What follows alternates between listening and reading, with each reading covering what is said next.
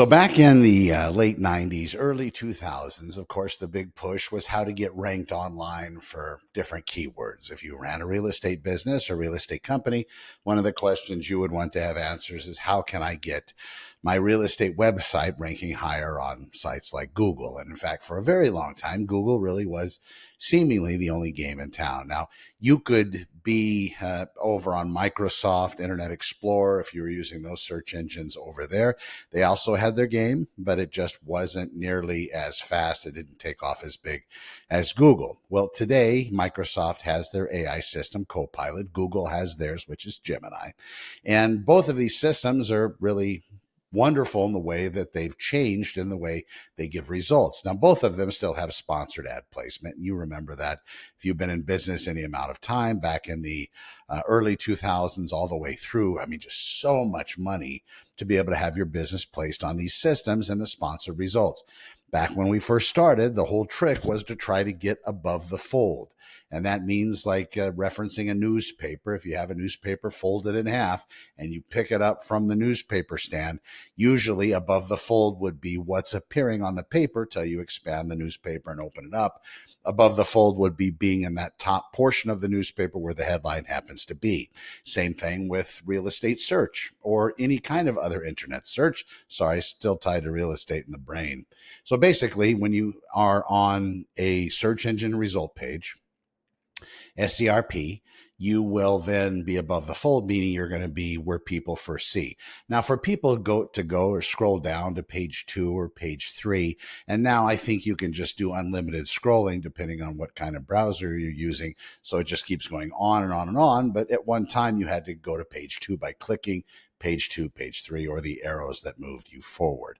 If you wanted to hide a dead body back in the day, you would say, well, you would want to hide that on, just not on page 1. You want to get that dead body on page 2 so nobody would find it. Well, things have changed a lot. In fact, we're watching as people are really not Googling anything anymore. They're using whichever large language model they've become comfortable with, and they're using that to search for things, products, real estate, whatever it may be. And then within these different large language models, they have agreements with particular vendors and companies. For example, if you're looking for real estate, OpenAI's ChatGPT, they have an agreement with Zillow. So they're going to be producing those type of results. Zillow's a syndication site. It's been put out there to monetize your personal and private information. It's data driven. Maybe part of their agreement would be sharing some of your data with OpenAI. And maybe that's why they're allowing Zillow to get into their platform, because they're going to be, well, kind of giving them a handshake behind the door agreement saying, hey, listen, you can have all of our AI or all of our data from people looking for real estate, because that's super important for us, because that establishes search habits. And then we can utilize that when we start to do more than just monetizing our platform in a membership type way.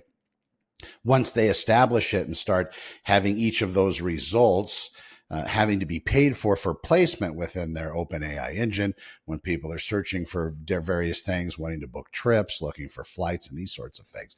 Once they get that dialed in, then the money's just going to be hand over fist. Just remarkable that they're going to be bringing in.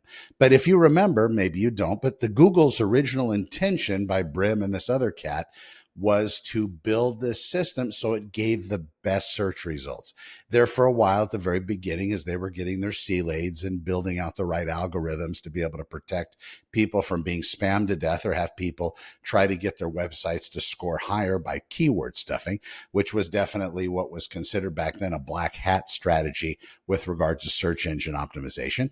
And that's a cowboy reference. Usually the cowboy in the movies with the white hat, they're the good cowboy, the one that's on the right of good justice and everything. The people with the black hats, they're more of the villain type cowboy. They stand for bad things and all of those. So you have black hat strategies, black hat SEO or search engine optimization strategies. That was just the way people tried to game the search engines back in the day. Now there's very little gaming anymore.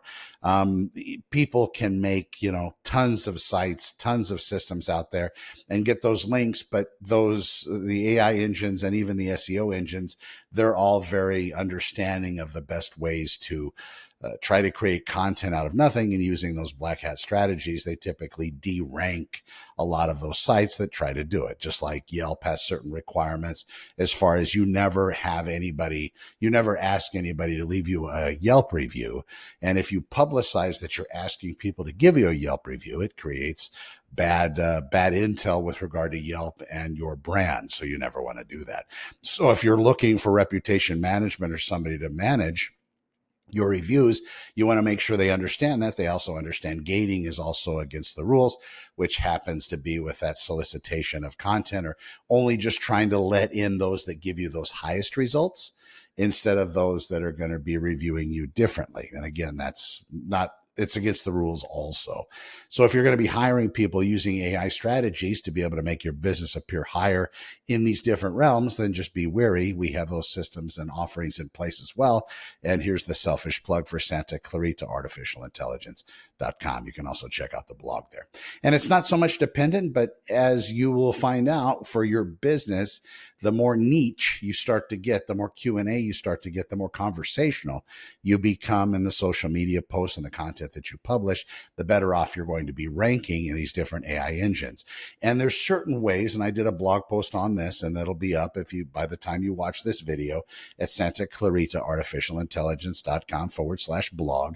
You'll find the article there. Basically, when you're entering information into a blog post, there's kind of the best way to structure it.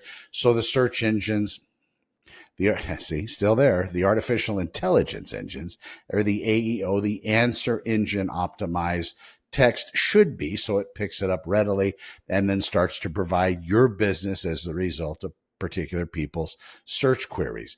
Now, whenever people are searching, before we had limited amounts of search history, search habits, the way that people search, the things they look for, the time they spend online, the interaction, their social media platforms. We had some of that data being pulled, and probably more than a lot of people would admit, because those searches, if I did one on my computer, it's going to reflect differently than somebody else doing it on their computer. But now with AI, if you're plugged into that model and you're using maybe even its own browser, you're going to see those results are going to be totally different than something I would potentially pull up asking the same question.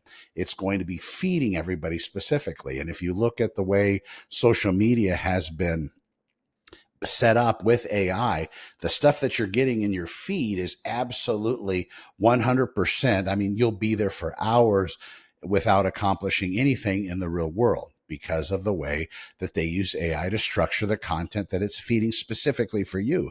And I guess we could kind of feel special because now we're getting information and content that's just for me, just what Connor wants to see. And now I'm seeing all of it, and maybe I should be flattered that they care so much.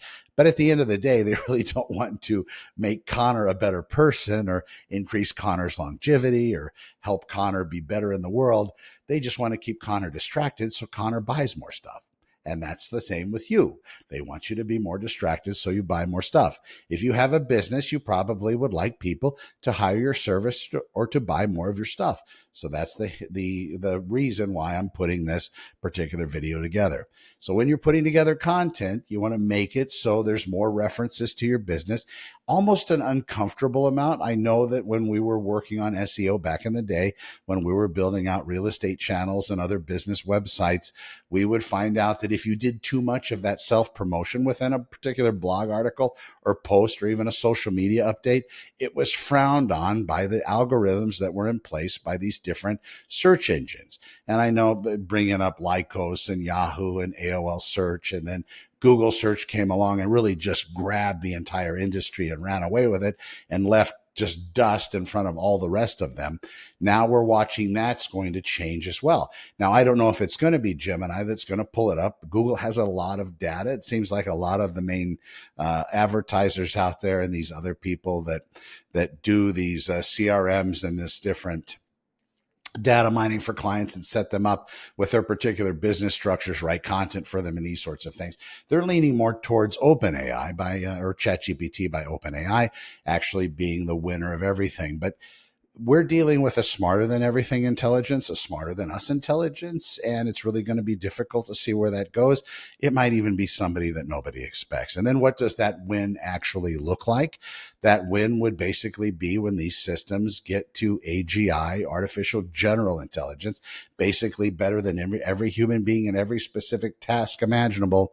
And then from that point to artificial superintelligence, again, we still can't see what that means for the world either, because, well, it's smarter than us. It's like a minor dimensionally trapped creature not being able to understand the dimensions of other beings or creatures in dimensions higher than them. A one-dimensional creature can't really do very well at conceptualizing a two-dimensional creature. And a two-dimensional creature has a difficult time, if not an impossibility, trying to figure out a three-dimensional creature. And from us being in three dimensions, and if you strap time onto that, for us to see beyond that, they have models that you can look at, but they just look like funny looking squares to me. But people maybe are gifted and can really wrap their mind around that concept. It's the same with us as human beings trying to imagine what the results are of an entity that's smarter than us in all areas, that isn't biological, doesn't have that same, we have a soul created by God set. And you might not, but that's a majority of people believe that there's this higher power out there that maybe was responsible at least for the Big Bang, if in fact that's what happened. And then moving through, there's been names assigned to this greater than us intelligence or power. That's God in a lot of realms. But now, as people have talked about, is there going to be God in the machine? Is there going to be something that's now smarter than all of us in all realms that people are going to start praying to and worshiping to? And yeah, that's probably too late already, because it seems like there's something called robotheism, and there's that. So we are probably going to go down that realm, and then other people fall back and they do a lot of consciousness explanation, stating that, we're a particular level of consciousness. You look at the animal kingdom, what animals are conscious. I've heard frogs pretty much, and then everything below a frog wouldn't be, everything above a frog. I mean, this is all conjecture. But we as human beings have a very unique ability. We can sit down and think, 3 weeks from now, I want to do this, or 3 years from now, I want to be like this, or I got some weight to lose, so next year I want to have this much weight off and look this way. We can fantasize about the future. I can very much see being in a rocket ship strapped and taking me somewhere else. I can see that. I can imagine that. I can fantasize about that.